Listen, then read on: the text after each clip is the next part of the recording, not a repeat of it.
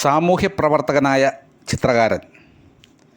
കേരള ലളിതകലാ അക്കാദമിയുടെയും മാവേലിക്കര മുനിസിപ്പൽ കോർപ്പറേഷൻ്റെയും പ്രഥമ അധ്യക്ഷനായിരുന്ന ആൾ.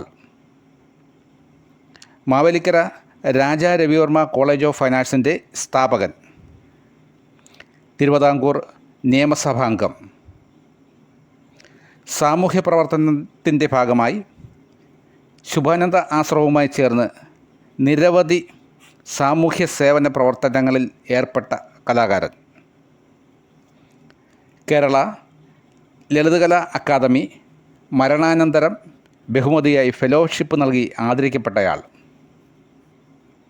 മുംബൈ JJ സ്കൂൾ ഓഫ് ആർട്സിലും മദ്രാസ് സ്കൂൾ ഓഫ് ആർട്സിലും ചിത്രകല പഠിച്ച കലാകാരൻ.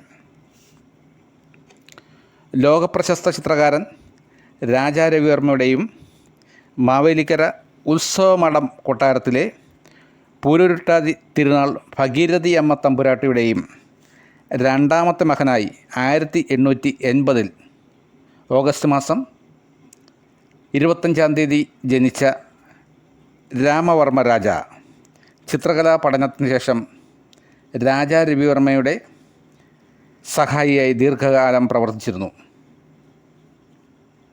ബാലിവധം, fear of life, after the birth എന്നിവയാണ് അദ്ദേഹത്തിൻ്റെ പ്രസിദ്ധമായ ചിത്രങ്ങൾ.